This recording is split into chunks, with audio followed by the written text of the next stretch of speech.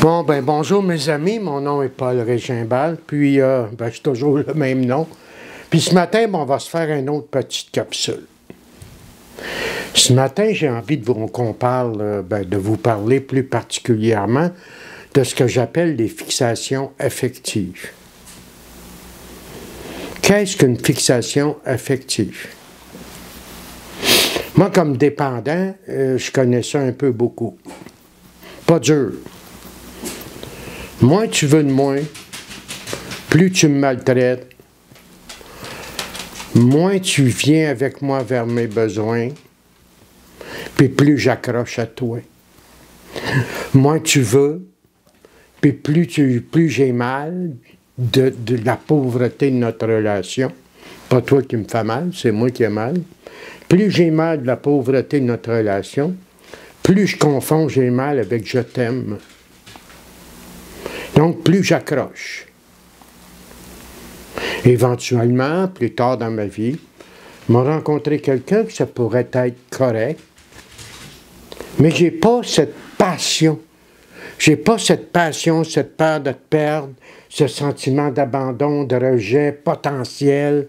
Je sens pas que je suis sécure face à la relation. Pardon, je sens pas que je suis insécure face à la relation. Donc, j'ai le sentiment de ne pas être intéressé à toi. C'est pas que je ne suis pas intéressé à toi, c'est que je ne le ressens pas. Depuis que je suis tout petit que je confonds, moi, avoir mal avec aimer. Vois-tu, quand j'étais petit garçon, ma maman, comme tous les petits-enfants du monde, je l'ai aimé, ma maman, je l'ai aimé beaucoup. Mais je ne sentais pas que cet amour-là était réciproque. Mais quand j'étais petit, l'amour de ma mère, c'était pas un luxe, c'était une nécessité. Puis cet amour-là, en tout cas, celle est là, je ne la ressens pas. Ce qui va faire que je souffre de ce manque d'amour. Plus je souffre de ce manque d'amour, plus j'ai le sentiment que cet amour-là que je n'ai pas est précieux. C'était vrai quand j'étais tout petit. Donc, il faut que je fasse des pieds, des mains pour terminer en bout de ligne, par peut-être obtenir cet amour quand je le mériterai, quand je me serai amendé, quand je serai valable. Parce que ça, c'est un autre problème. Quand tu es tout petit, tu rapportes toujours tout à toi. Puis compte tenu que moi, je suis demeuré tout petit sur le plan affectif pendant des années, ben, je rapportais tout à moi, ce qu'on appelle l'égocentrisme, qui sera le sujet d'une autre petite capsule. Mais revenons à notre sujet. Moi, je suis habitué à souffrir d'un amour dont j'aurais besoin et que je n'obtiens pas de ma mère, ce qui fait en sorte que cette souffrance, et je l'aime, pour moi, ça se confond. C'est comme la douleur et le plaisir, c'est pas loin un de l'autre. Donc, tu peux les grandir, puis il va essayer de réparer avec des personnes interposées plus tard, de réparer ce manque d'amour, ce refus d'amour de ma mère à mon endroit, mais je vais essayer de réparer ça avec des personnes interposées. Donc, plus souvent qu'autrement, m'aller vers des gens qui ne peuvent pas ou qui ne veulent pas être en relation avec moi. Moi, c'est ça, ma affaire. Ça nourrit chez moi cette espèce de sentiment énergique souffrant qui fait en sorte que j'accroche.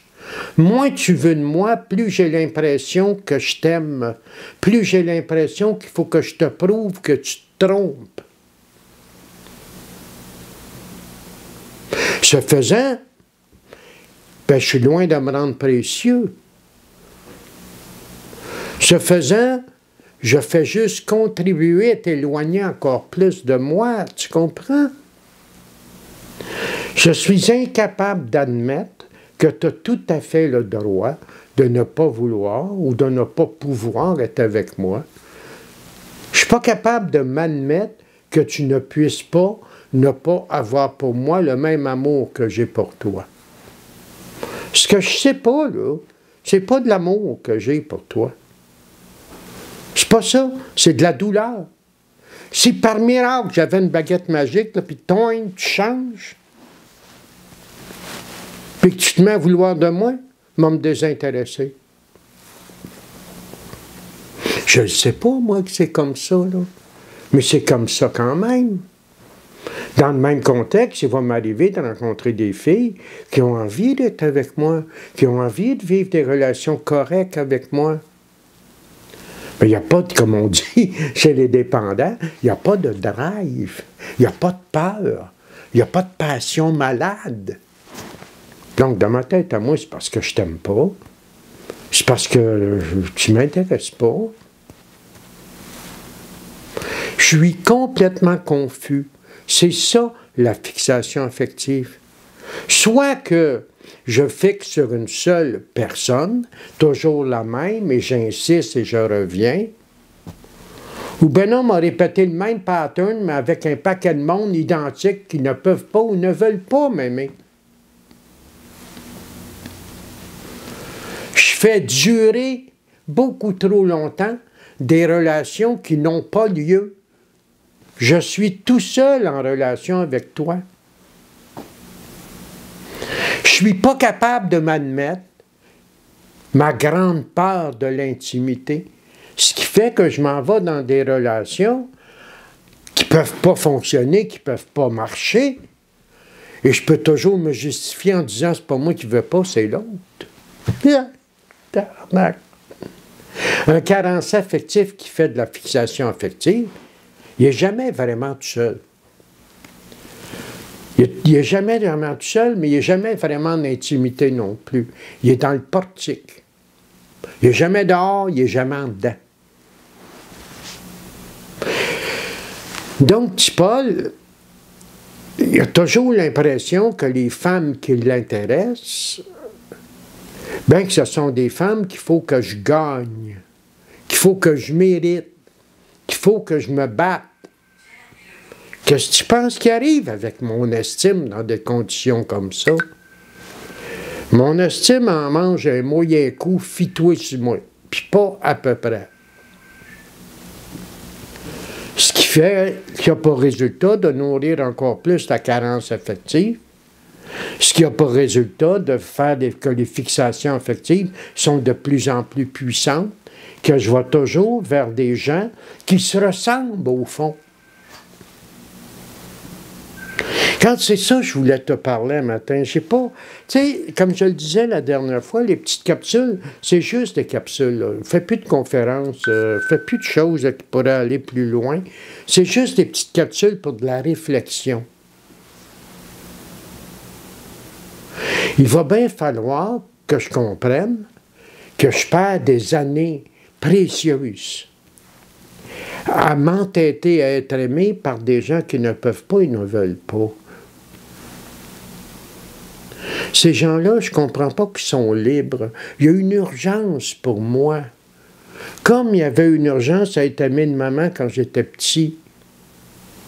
À ce moment-là, c'était vrai, c'était nécessaire. Et ce manque d'amour de la part de ma mère va laisser des séquelles épouvantables, dont les fixations affectives. Un coup rendu adulte, ben moi, je te recommande, si tu t'identifies à ça, ben de trouver quelqu'un pour aller visiter ça un petit peu. D'aller raconter ça à quelqu'un un petit peu, d'aller au fond de tout ça un petit peu. Il n'appartient pas à l'autre à soigner mes blessures. Ça m'appartient à moi. C'est vrai, comme on le dit, que je ne suis pas responsable des carences que j'ai vécues dans mon enfance. Mais je suis responsable de me soigner dans ma vie d'adulte. Ça n'appartient pas aux femmes que je veux mettre dans ma vie à venir rehausser mon estime et me soigner et me sécuriser. Ça m'appartient à moi d'aller chercher mon petit gars, puis de faire voir les choses telles qu'elles sont, puis de sortir de là. Écoute, c'était ma petite capsule le matin, donc, puis je suis content de l'avoir fait. Je vais la mettre en ligne cet après-midi, là, je n'ai pas le temps. Puis, ben c'est ça, je vous souhaite une belle semaine. Là. Je m'aperçois que j'en mets une en ligne par semaine à peu près. Enfin, je vous souhaite une belle semaine. Si vous aimez ça, si vous croyez que c'est pertinent, Ben, je vous invite à la partager parce qu'il y a quand même beaucoup de monde qui regarde ça, là. Je réalise que, tu sais, les conférences, c'est que c'est long, là.